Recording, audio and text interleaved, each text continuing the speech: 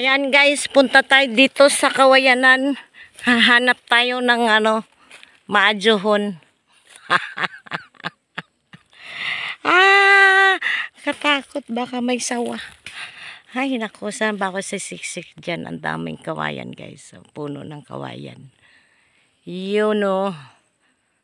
O, diba? Okay. Ay! Ayan doon, malago o. Tut. Aray ko, ang daming nangangagat. So, bagong to guys, tinanggalan.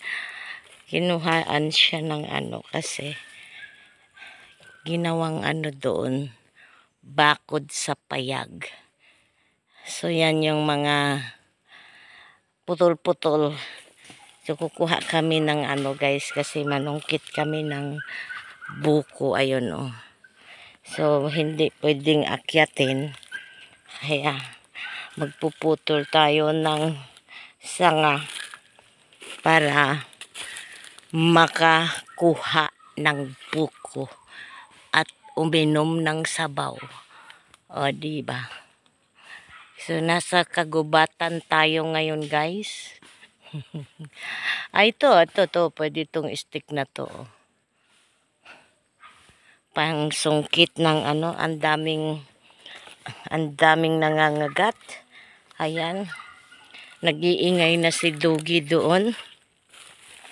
So, sisiksik ka dyan sa mga na yan, guys. So, you have to be careful because it's too sharp. Ayun. So, yun yung target na buko, guys. Hindi naman siya ganun kataas, kaya lang bangin yung yung bagsakan dyan. Ang cute ng nyug na tong dikit-dikit yung tanim, kaya ang papayat. So, papunta yan dun sa taas, guys, yung daan na yan. Akyat.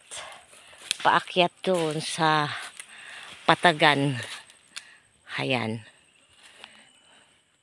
So, bambuhan. And then, niyugkan. And that is the payag. Where the doggy are so noisy. They're always barking. Hello, cow. I can see you from here. Hello. Ayan yung buko, guys. Buko, magkukuha rin kita. Ayan siya, guys.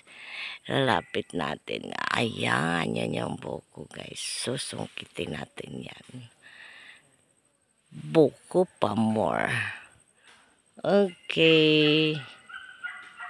Bye.